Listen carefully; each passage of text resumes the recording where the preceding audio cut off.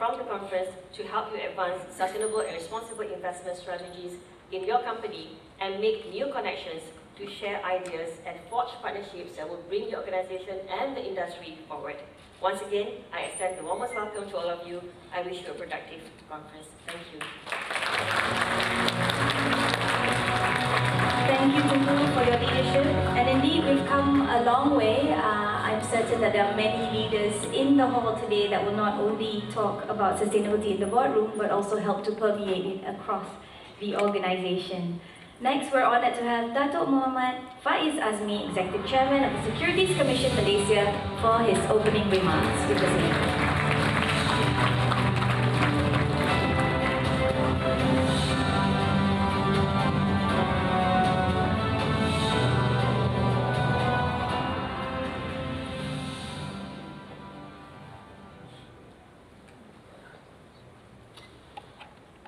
Yang berhormat, Nazmi, sorry, this is my first speech and I'm already fumbling. Yang berhormat, Nazmi bin Ahmad, Minister of Natural Resources and Environmental Sustainability. Yang Mulia Tengku Zarina Tengku Cik, CEO of Securities Industries Development Corporation, or SITC. Professor Tan Sri Dr. Jamila Mahmud, Executive Director, Sunway Center for Interplanetary Health. Senior management of SIDC, distinguished speakers and guests, members of the media, ladies and gentlemen, Assalamualaikum warahmatullahi wabarakatuh, and a very good morning. First and foremost, I'd like to extend my sincere gratitude to the SIDC for providing me this opportunity to deliver the opening address, especially as it is my first public speech as SC Chairman. Maybe next time, shorter speeches. I'm grateful for this opportunity to welcome Wellbeing, Minister of the Natural Resources and Environmental Sustainability, to the SC. His presence supports this conference as a demonstration of a strong commitment in driving the sustainability agenda in the country and the important role of the capital markets in reaching the sustainability goals in Malaysia. I was informed that this conference is actually in its 5th year, and it is actually one of SIDC's flagship events. And in fact, the first one was actually in 2020 when we had launched our SRI roadmap for the capital markets. We actually had the first of these conferences. So this year, the conference is pivotal in terms of addressing a different aspect, if you like, of sustainability practice. I mean, we talk a lot about energy transitions and things that have to happen, even things like diesel subsidy removals. But this conference, we're going to be really looking more at the impact of people. So the theme of the conference is investing in human well-being and planet. So there is a vital connection between your choice of investments and the impact on societal resilience and environmental sustainability.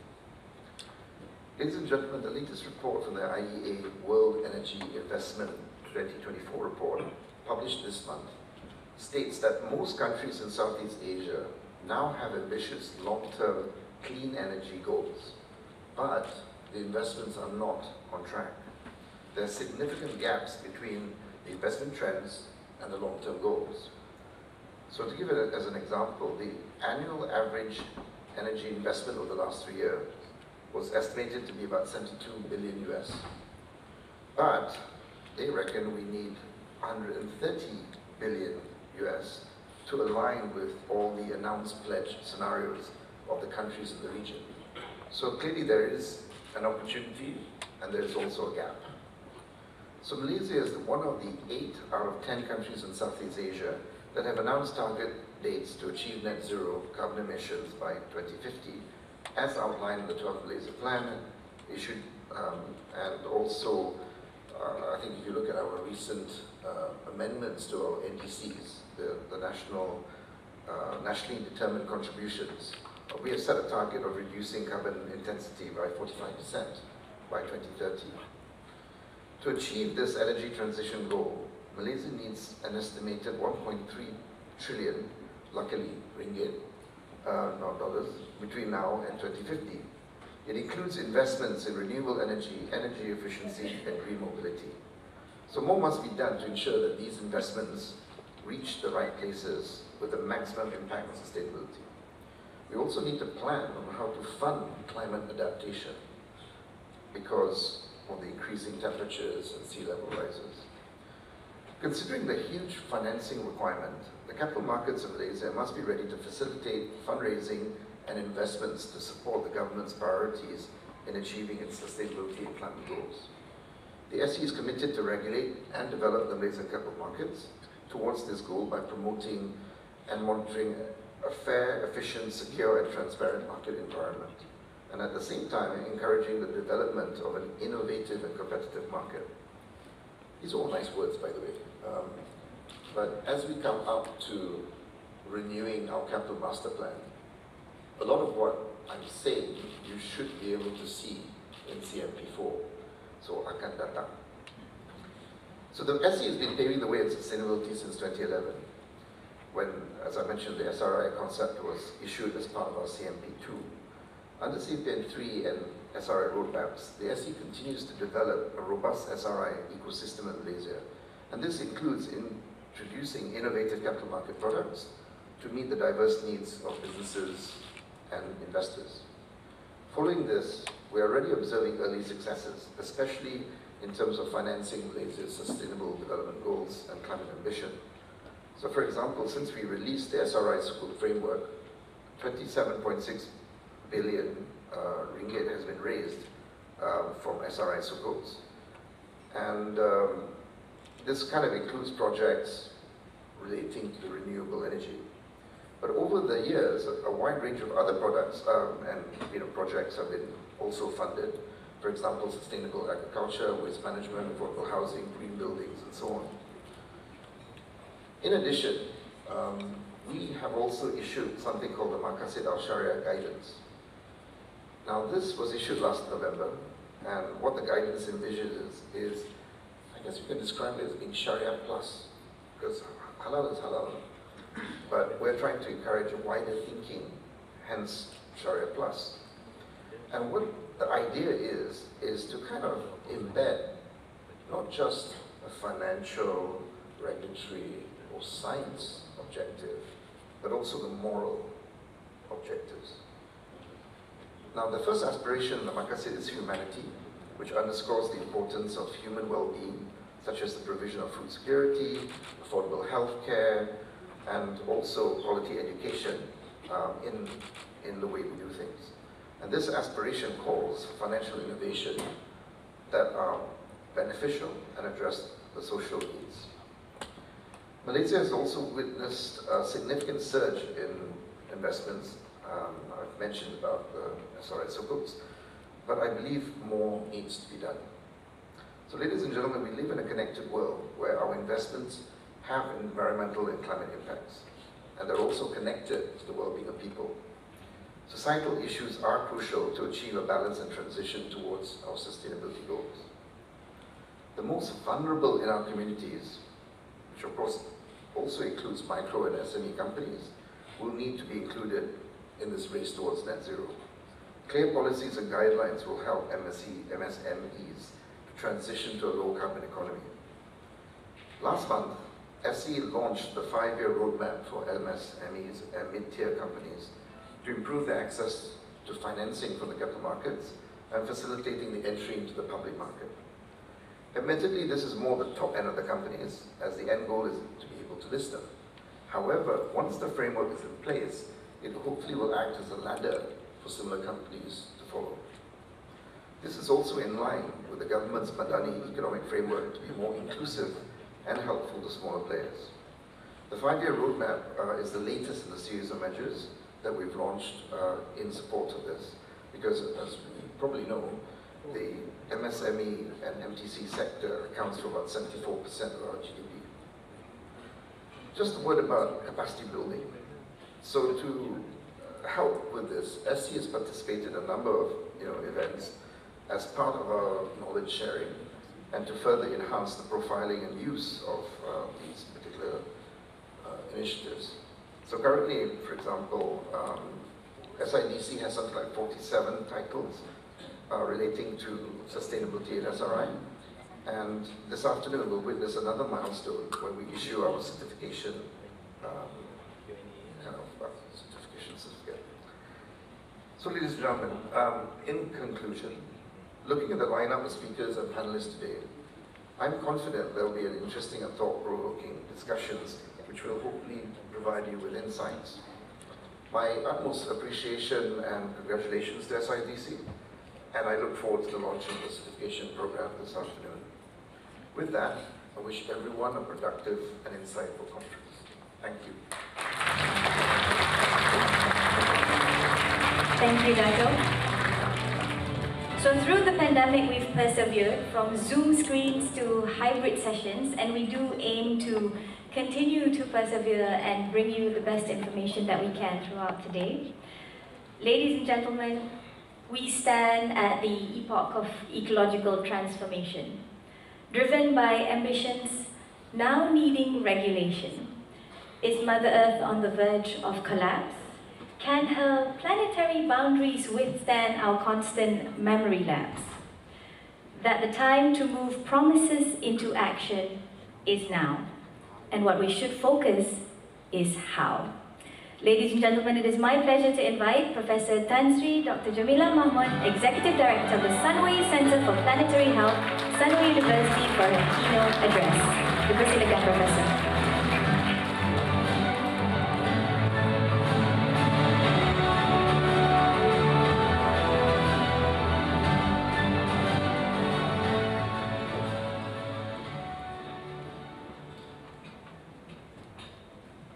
Assalamualaikum warahmatullahi wabarakatuh. Yang berhormat, distinguished guests, all protocols observed. Thank you very much for inviting me today. I'm really glad I recovered from COVID to be here. Now, the slides are moving, but mine is not.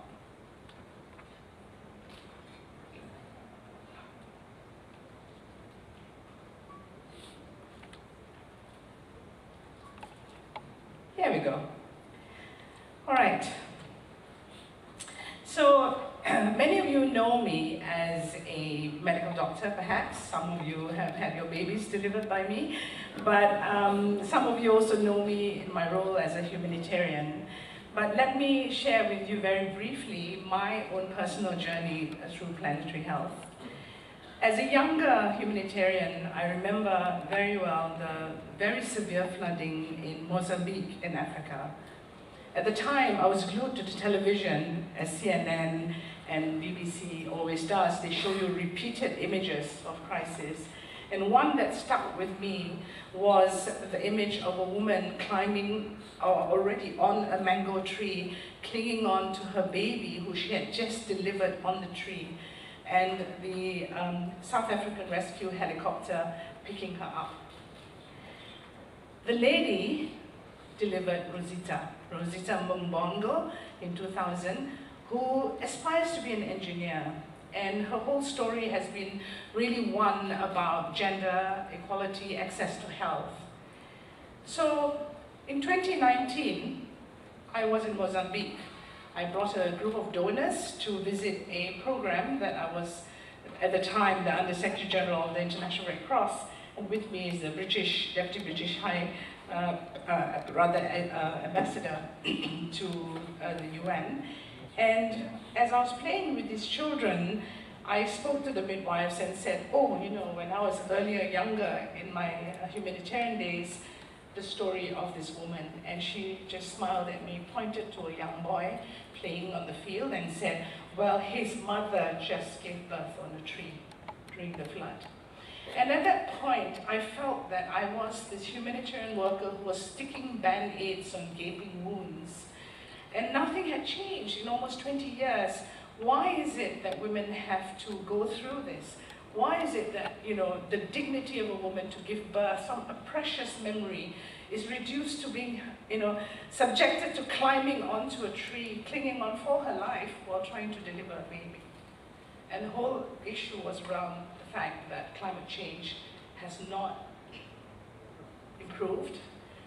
Disasters from climate impacts have worsened, and there is no equity in the way health is accessed. So health becomes so complicated now because it's a matter of access and equity as well. Now this left a very deep impression on me, and I asked myself again, why am I not looking at the systems that need to shift for us to be able to ensure that women like these do not have to be subjected to the challenges that they face while having a baby. So the reality is we have looked at growing our economies through a gross GDP lens, right? That everything is measured through matrices that are universal, obviously, they need to be standardized and benchmarked. But what it has resulted in is, yes, our growth, our development, so to speak. And on the left side, you will see all the things that need to go up for us to be called a developed nation. But on the right, all the things that happen to Earth systems as we so-called develop. It reminds me of an African man fishing by a river that we met, who we asked, would you like to do something more than this? To think about development programs, and to cut the long story short, he said, what for? And he said, so that you will have more time. He said, isn't that what I'm doing now? So really, how do we look at two sides of the coin? How do we look at balancing that development and also making sure that we don't damage Earth systems further? Now, I'm going to rush through this because I normally do this lecture in 1.5 hours, so I'm going to do 30 minutes. So what we have done in this race to development has come at the expense of the planet. Because I'm talking to very esteemed people who know finance much more than me, I've had to convert all my slides to dollars and cents. And really to show that frequent intense flooding does cause 8.5 million deaths by 2050. This is the estimate from the World Economic Forum Climate and Health Report launched in January this year. And the second, of course, is about droughts and extreme heat, expected to cause 3.2 million deaths. By 2050, climate change is forecasted to cause about 12.5 trillion in global economic loss. And of course, heat waves now. Malaysians are like frogs slowly boiling in water because we think just a degree centigrade of heat increase is okay. It's not okay, right? So the highest economic toll estimated at 7.1 trillion by 2050 from loss of productivity. This article is more than 4 years old, but the data hasn't changed. In fact, it's worsened, that we as human beings are only about 0.01% of all life on this planet, but we've destroyed 83% of wild mammals. So Faiz, you've just come back from looking at polar bears in Svalbard, and you will know exactly what I mean when this is shared with you. The World Economic Forum every year comes up with something called the Global Risk Report, and what it does is it surveys perceptions on what are risks that people and businesses are worried about. And they look at it from a short-term risk perspective, which is 2 years, and they look at it also from a longer-term perspective of 10 years. As you can see on the left, the first 2 years, people worry a lot about misinformation and disinformation, and rightfully so, as you see on social media and all the news you're reading today. We're not short of challenges in our world, and yet so much effort is being made to sway people from the truth, and worse still, to give non-truth in its place. And secondly, you'll see extreme weather events and so forth. But look at the next 10 years. Everything in green is related to what our Yang Berhormat Minister is working on. So he has a tough job, because the next 10 years, the highest risks are in your ministry, which becomes really, really important to ensure that what we do is going to be addressing some of these risks that have been identified. Most of them related to weather, related to climate, related to environmental risks, but also you will see that there's also issues now around technology, involuntary migration. We don't talk about this. More than 1 billion people will be displaced from their homes by 2050. Where will they go? Some of them may land up on our shores. What will our policies be around people migrating because they have to, they have no choice when they lose their homes, or when the impact of climate change is going to make life unbearable? and you know, we don't have time to dive into detail, but there's a direct correlation between climate change and conflict as well. So, let me introduce you to what I think, if you can go home from this session to remember only this, that unfortunately we are now facing what is termed an uncertainty complex. Every day we have uncertainties. We worry about things. For the person who is poor, he worries about whether he can put food on the table for his family. For those of us who live in Kuala Lumpur, when it starts raining heavily, we wonder whether any trees might fall on us as we drive through the roads, or whether we're going to be stuck in a horrible traffic jam. But the three major issues that we're looking at is, first of all, the dangerous planetary change of the Anthropocene. Let me introduce you to some words here. Planetary change, dangerous, Anthropocene, human-made. Secondly, is the pursuit of sweeping societal transformations. And we're seeing this on the global news today. We're also seeing widespread intensifying polarization, and that is not just global. It is also regional, it's also national, it's also local. It makes life very uncertain and complex for each and every one of us. It makes it also very complex for governments, and it requires us to shift our thinking in how we actually look at policy development, what actions do you take, and how does society function as a whole to be able to tolerate, but also be prepared and be able to overcome what is this uncertainty complex. When I talk about health as a doctor, I tell people, what do you think about health? They always think about the doctor, the nurse, and so forth. And this is a message I've been trying to drive home. The reality is that the determinants of health are not in the health complex. When you think about COVID, it wasn't just the health sector that was impacted, it was everything else. And for the health sector to recover, everything else had to shift. So, you know, we have to look at health now, very importantly, from the 80% outside the health sector that determines whether you and I or somebody who has a very low income has health. And therefore, the impacts will be very much a cascading series of events. If you look at, for example, in relation to planetary health, if you look at the climate hazards that we are subjected to, whether it's, you know, globally wildfires to droughts, heat waves, floods, and so forth, it does have a direct correlation to landscape change. It will have a health determinant angle as well, and it will have impact on health outcomes. So it's all about a series of events and cascading just from that. And mental health, I will stress, is something so underestimated in this country, that there's so much stress faced by young people and older people too, with the impact of environmental damage, climate change, biodiversity loss. For someone like me, I have a brand new grandson. I wonder whether he will enjoy nature the way I have enjoyed nature. I worry that he won't be able to see the animals that I've seen. And sometimes as I'm driving at night, and I remember as a young child, you know, you get the splatter of insects on your windscreen, and I don't feel I experience this as much, which tells me, in my very unscientific way, that the insect population has declined. And that has a direct impact on the food that's produced.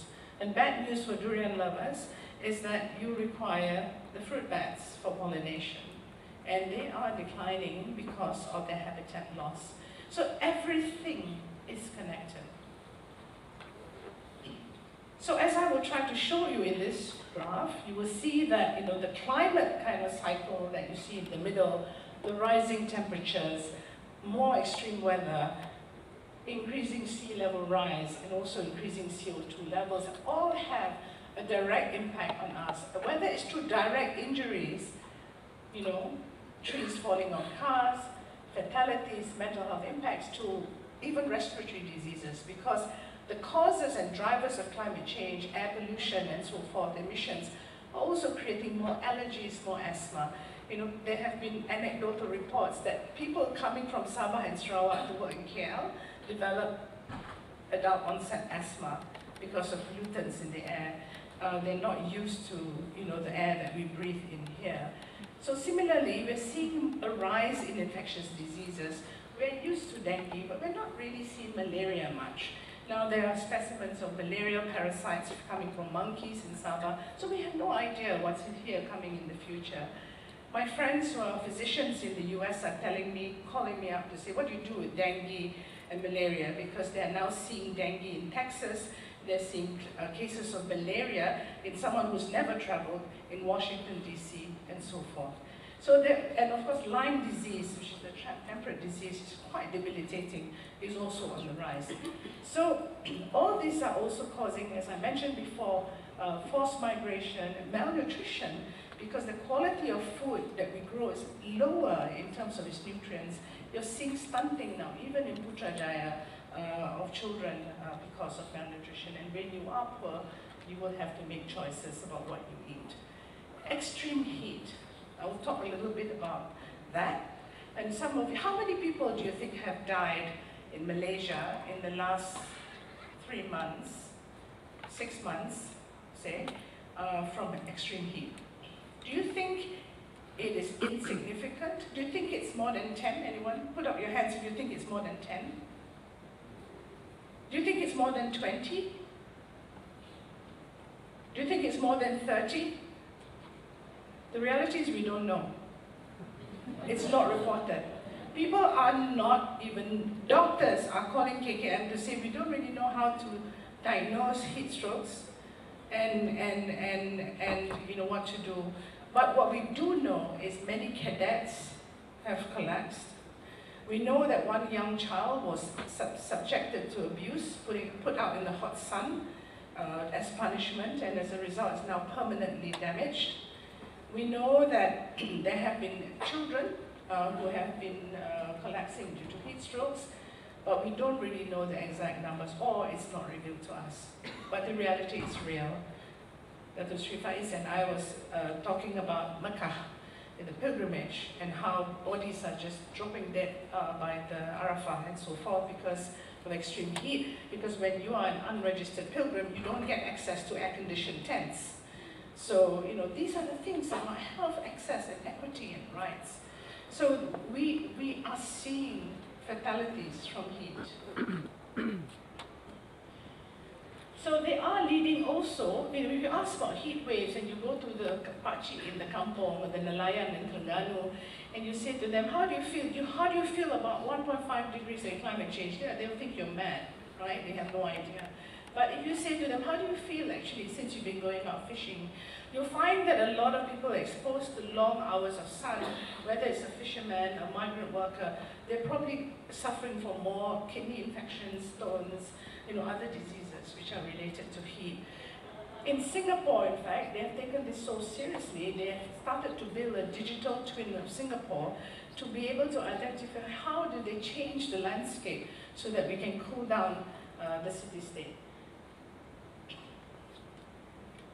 So just to share that by 2050, as I mentioned before, climate change will place immense strain on global healthcare systems, causing about 14.5 million deaths and 12.5 trillion economic losses. And you will see in the graph, in the bar chart below, that a lot of it is due to floods, and this is where our country is very much at risk as well in terms of flooding. 7.1 trillion of estimated economic loss is due to heat waves. And of that, you will see that if you look at the bar chart again, how it stacks up in terms of not just about the health impacts and the economic impacts, but the deaths. And that's about 8.5 million from floods itself, just alone. But at the end of the day, it's about people. It's about you and me. Normally, what I tell people when I speak is, whip out your phone and pull out a photograph of a child or someone you really love. right? And normally I now have on my screen no longer the face of my husband, but my grandson. So, so my husband's a bit jealous, but it's okay. But this little girl, her name is Ella.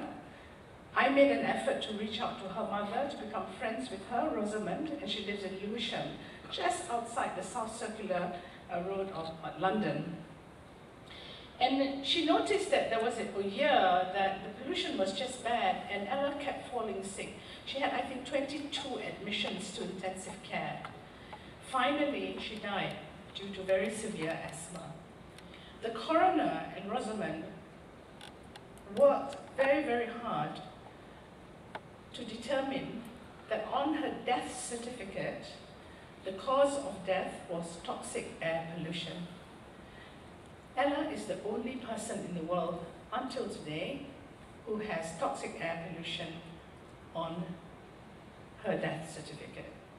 And this is a failure of my profession, failing to understand climate and health, pollution and health, because it's not taught to us. I graduated in 1986. I wasn't taught about climate change or health, or pollution and health. This is 2024, so you know how old I am. You know, it's still not taught. Only 15% of medical schools teach their medical students, aspiring doctors, about this. So, you know, what it tells us is that it's going to affect the people you love, that person in the photograph. So Mayor Sadiq Khan, Rosamond went on a real campaign with Mayor Sadiq Khan then agreeing, and if you've met Rosamond, you will agree, she's very determined, that ULEZ, the ultra-low emission zone in London, was then established against a lot of political backlash and challenges, but has reduced not just CO2, but more importantly, nitrous oxide, other methane and other harmful emissions that will actually cause respiratory and very severe illness in all of us. Not just respiratory, also infertility, non-communicable diseases, you know, cardiovascular diseases and so forth, Alzheimer's even. The Rockefeller Foundation and Lancet Commission was established in 2015 because it was about time. Doctors, physicians, scientists came together and said, enough, we can't just talk about health from a health and community perspective. We've got to look at it from future generations and what we've done to develop that has mortgaged you know, our future generations' health to realize economic and development gains in the present. So this is where planetary health came about, and that commission addressed the interconnectedness of people on the planet and the growing anthropogenic nature of disasters, which means it's us that's causing it. We can't blame God or anyone else because it's our behaviors that have actually caused so much destruction and ultimately also destroyed our health and the health of people around us. So the planetary health is an international and an interdisciplinary field focusing on and characterizing, addressing the human health impacts of global environment change, but from a multi-systems perspective, because ultimately health is societal, it's political, it's social, it's economic, it's environmental, and it's behavioral as well.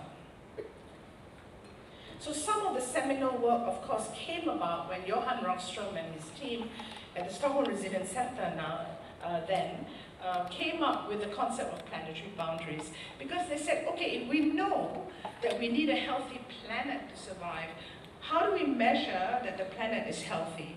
Now, for those of you who have Netflix, and I'm sure everyone does, this is a compulsory download on your next long flight, please watch it, but it's called Breaking Boundaries. It's a beautiful narrative between Johan and David Attenborough on these boundaries and how does it apply and how does it play out in the day-to-day level.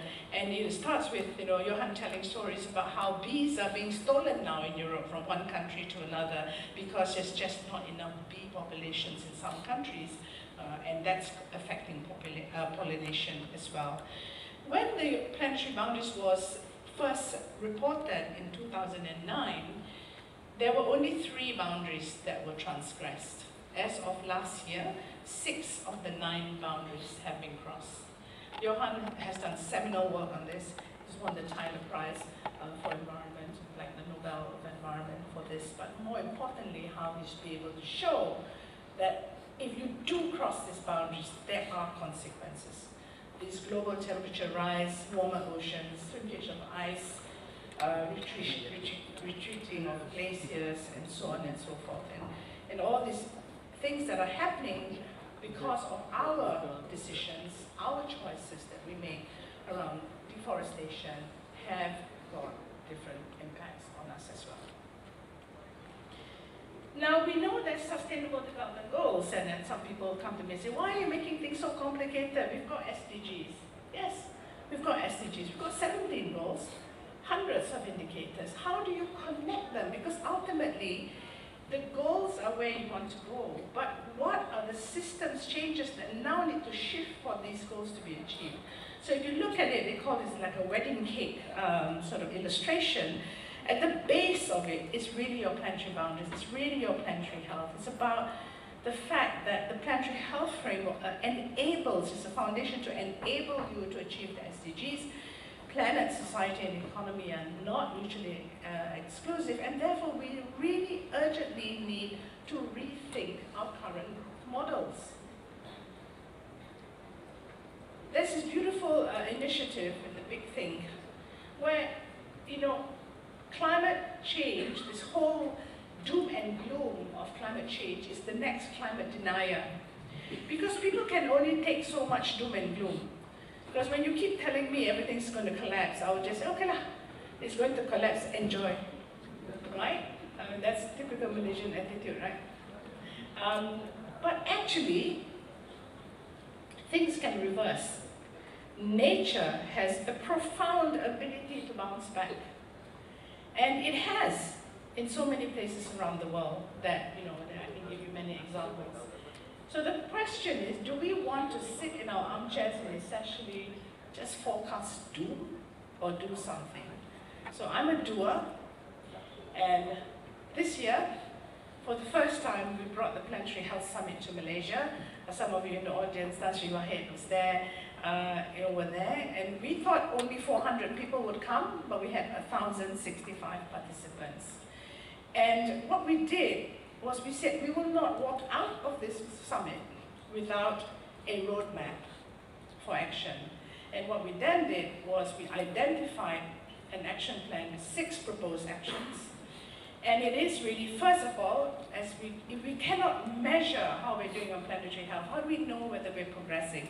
So we're starting to now work with the Pacific Disaster Center using AI and technology and all sorts of things to look at how do we create a new metric in measuring that, how do we communicate planetary health in a way that people can understand, and how do you educate to achieve a great transition, not just the medical doctors, as I mentioned before, or the nurses, but also everyone else. So for us in a small part at Sunway University, where I come from, planetary health is now mandatory in the undergraduate level, so you can't graduate without completing a course. And what we want to do in education as well is to start very, very young to very, very old, including corporate leaders, right? And then how do you build holistic governance? Because ultimately, if you don't get the governance right, how do you then shift policies?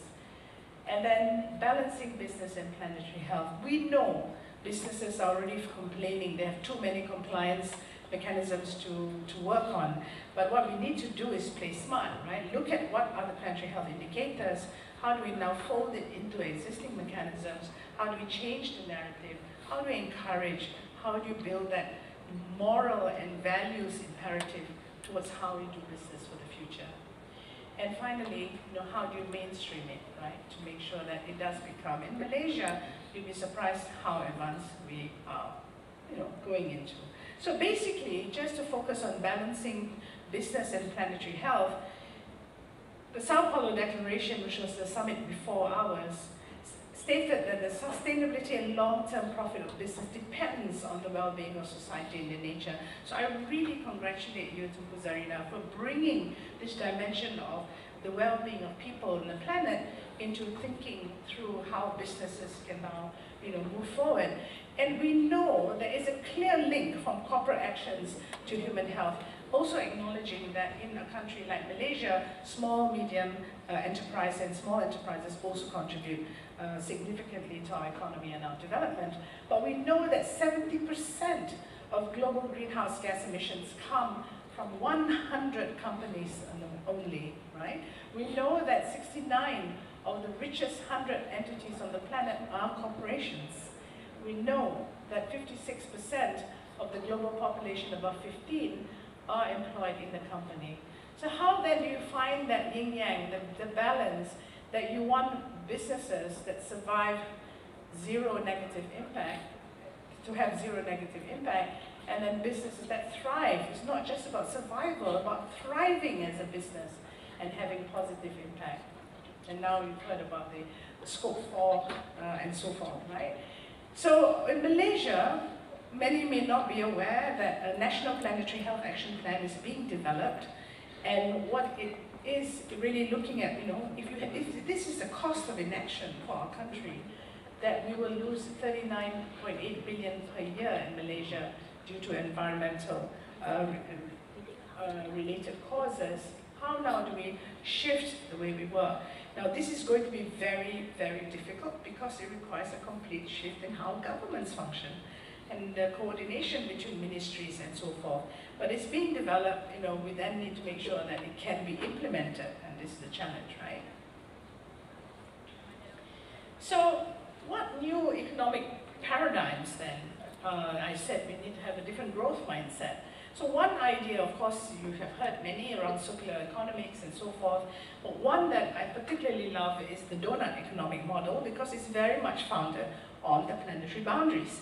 And what it does say is that for humanity to thrive, we need to make sure that we, as human beings, live within the ecological ceiling or the planetary boundaries and the social foundations, which are sustainable development goals, and not let people fall into the hole. So the argument is you can't tell developing nations, stop doing this, stop doing that, because you need to protect the planet. But how do you do it differently? Because ultimately, we all have to provide schools and hospitals and social well-being and so forth, right?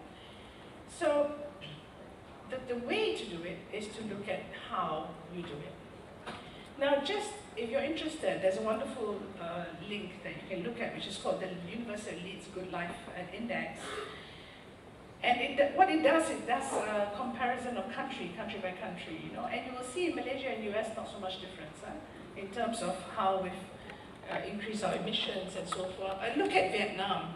So when I'm talking to Vietnamese governments and I ask them, they come and they tell me, the thing we're worried most about, Jamila, is climate change. And I say, okay, then you need to make sure that you don't go on and destroy your planetary boundaries, right? So no nation is living within the donut, except the nearest one is Costa Rica. Can we still undo our past mistakes? Of course we can. There's so many examples where this has happened, where economies have thrived as a result. So what can we here at this wonderful conference do? How do we move away from financial short-termism through closer shareholder engagement? How do we look at so many initiatives that are already ongoing, and then how do you scale up? How do you increase those?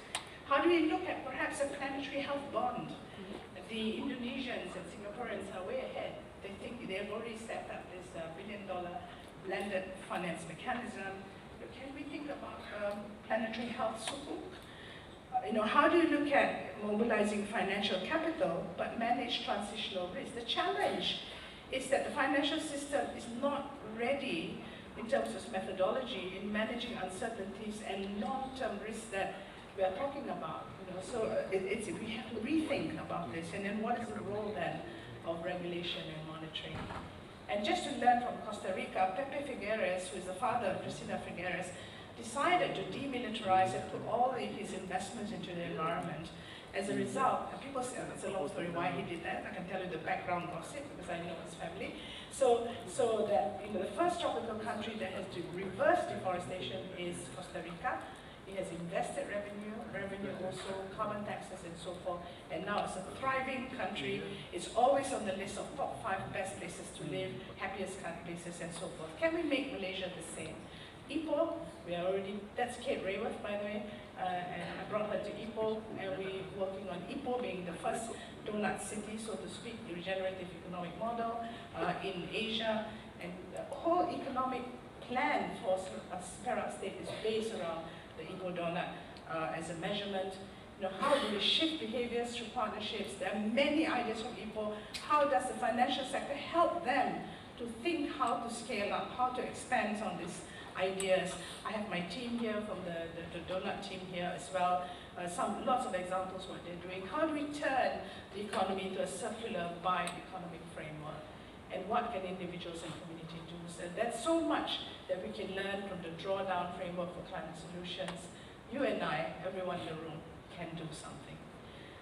So I have tried to compress what is normally a very long session into 30 minutes. But what I'm trying to impress to all of you is this: we have no choice.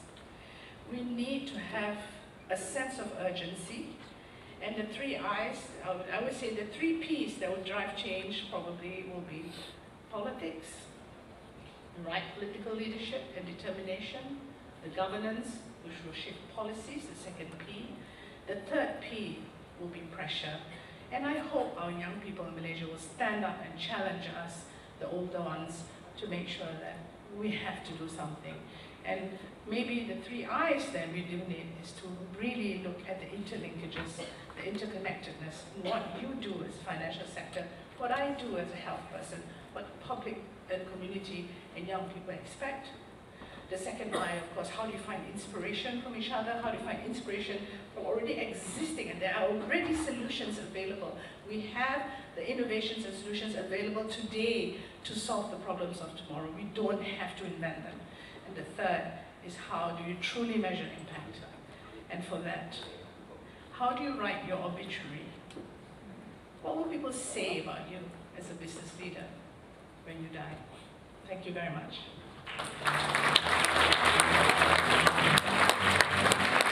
Thank you, Professor. And it does appear that we've somehow paved paradise to put up a parking lot, very Joni Mitchell. But it is true, and you know, in my time of being able to listen to Kate Raworth, I think it's so impressive and amazing that Ipoh is going to be the first donut city in our attempt to find our own kuih career and what would be our own measure of how our own donut cities will exist. And now it is my pleasure, I invite Wellbeing Nazmi Ahmad, the Honourable Minister of Natural Resources and Environmental Sustainability of Malaysia, for his special address. Dipersilakan, Wellbeing.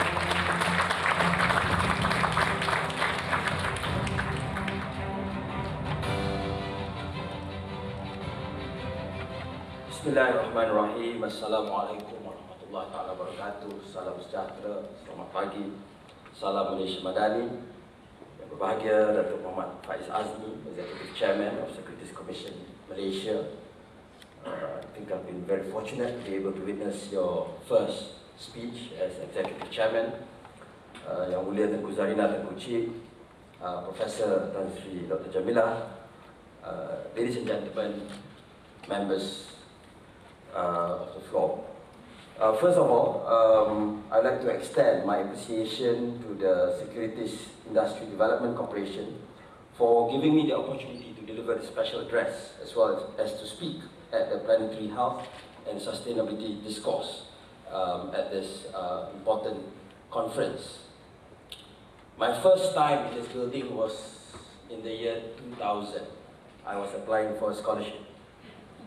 And I think although I did get the scholarship, but another JLC got me first. I have to say that at that time, and I think until today, your scholarship interview process is the most rigorous. At the age of 18, I had to write an essay on capital markets, and the internet was nothing like what it is today. Anyway, so it's good to be here, and I think what the SC is trying to do, what Malaysian institutions and businesses are trying to do, has been truly impressive. We know we've heard from Asli, most of us know what the state of our planet today is. Plastic pollution. Before this, we know that they are already in unborn babies. But now, the latest studies say that they are causing infertility for men. Because there are too many men running the world, maybe this will be the time that we will wake up and do something about it. COVID, it's linked to biodiversity loss. Because of increasing conflict between human and wildlife, we end up getting COVID and it infected the whole planet. We get used to deaths from floods, landslides, now falling trees.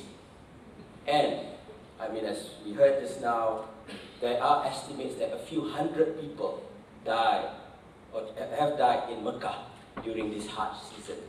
14 from Jordan, as far as numbers have been reported, others. And again, there is a lot of underreporting.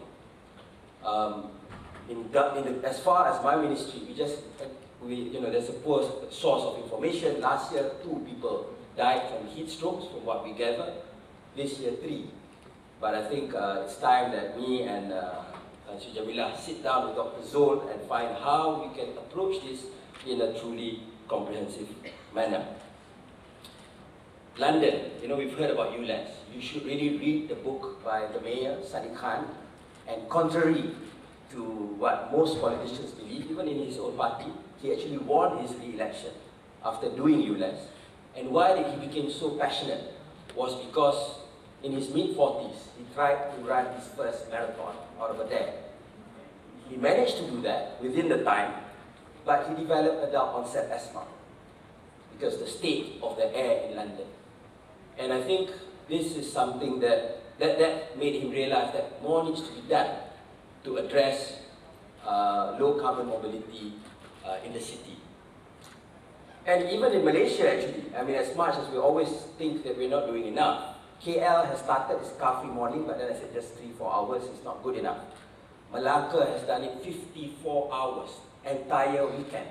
I just knew about it. I think the Chief Minister introduced it not long after he was appointed last year.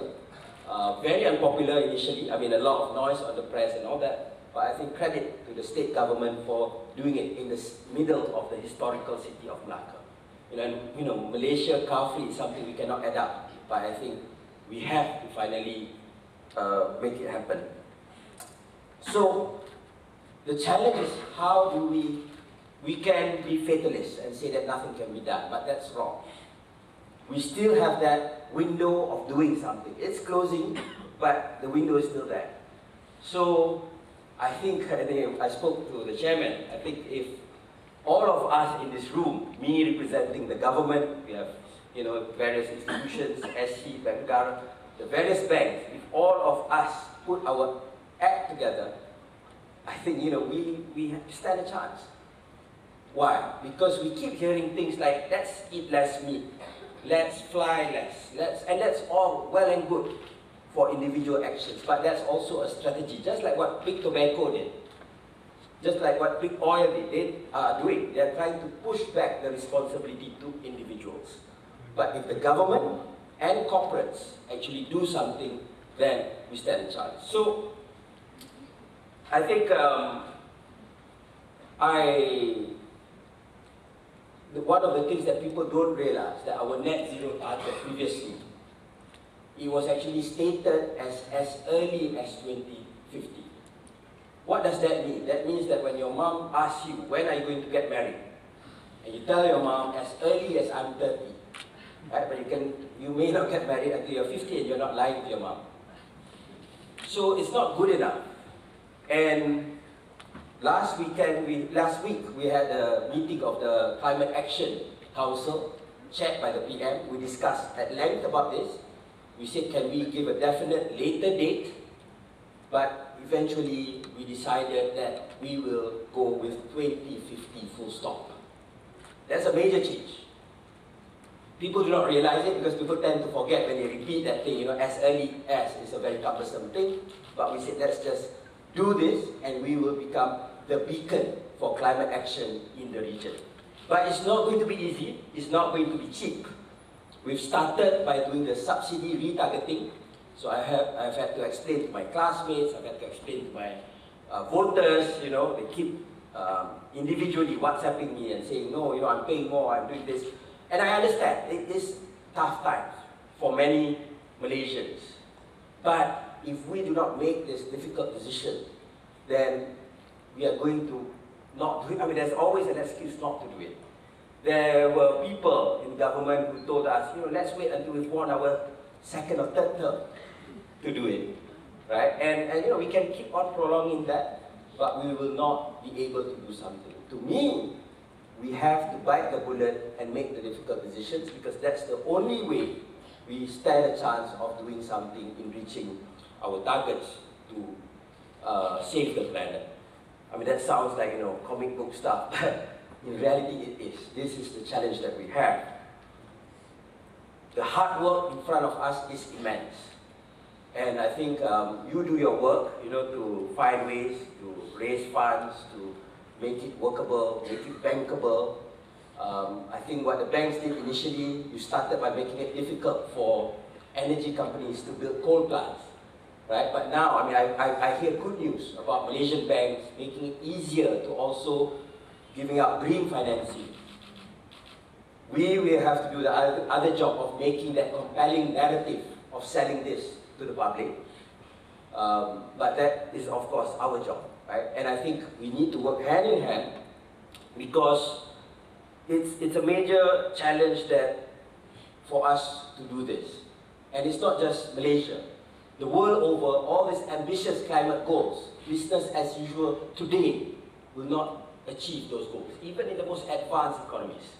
What more Malaysia? And we know, I mean, when I go to COP, when I go to international events, we speak about climate injustice. But at the end of the day, the reality is, you know, Malaysia is still, per capita, we still emit more carbon than the average population on the planet. That is something that we have to accept. As a small country, yes, we contribute 0.67%. And yes, other countries have been cutting forests in their country and our country, and taking the minerals and taking the oil for many, many years. But at the end of the day, we have to make sure that we can play our part so that we stand a chance of survival. Things like, how do we face floods, right? Last year, the government actually approved the the flood hazard map. And it's very controversial. Why? A lot of developers do not like it. And still now, there is still some pushback. There is a cabinet decision that said that this should be shared, you know, with all the insurers and all that, because we can't go on. Remember 2014, the major floods in Kelantan, 2021 in Selangor. The government can't go on to bankroll and just, you know, spend money, because we have a tight fiscal situation. But what we need to do is to ensure that this is able to be insured by the institutions, and that the people can be covered. We are working on mitigation, we are working on adaptation, and this is, you know, it's a lot of work. And I think, since you know, I think the value will be in Q&A, moderated by Tan Sri Jamila. But let me give you this. In terms, why do we need to do this? I mean, as I said, that window of opportunity to take action. But also, as far as the younger generation is concerned, the Gen Zs, I don't know what will come after Gen Z, but they have a different mindset. During my time, our dream, my generation's dream, was whatever you study, you may be an engineering graduate, a law graduate, your dream is to get hired in London as an investment banker. I tried, again, I did not get that. But today's Gen Z, their aspirations, their objectives, it's not so much to get the highest salary or just a stable job. But what they want is a greener company. Not in a political sense, but in a financial sense, or in a sustainability sense, of companies that are doing the right thing in terms of sustainability, in terms of facing the triple planetary crisis. So my challenge to all of you, the important people in this room today, is that we take action. Greenwashing will not do it, because people will be able to see through you. You can get away with it for a bit, but the young people and with the social media and what they have today, they can see through it. So I hope that this is enough to show you that you have a government that is listening, but is also leading and trying to send the right signals. 2 weeks into my job last year, or in 2022, I had to do this ICPT announcement, retargeting of electric subsidies, right? And I wanted to do it through a PDF, but a colleague of mine said you should own it, learn about it, and face the press and engage the press. And we did that through 3 cycles. We also raised the water tariffs. So, fortunately for my mental health, I'm not doing that anymore. But I think we hope that you can support us so that we can really unlock. As mentioned by Menteri Jamila, there's a lot of money that we need to embark on this transition. So, again, thank you very much for having me here, and again, it's a pleasure to be back at the SC. Thank you. Thank you so much, YB. Ladies and gentlemen, you can actually pose your questions to YB and Tan Sri Jamila on the Slido with the QR code that has been shared with you earlier. While the team switches up the stage, we will be going swiftly into the Planetary Health and Sustainability Discourse with Tan Sri, Dr. Jamila, as well as YB Nick. But in the meantime, ladies and gentlemen, if you have a burning question to ask them, this is your time to turn on Slido and put on your questions there. Thank you.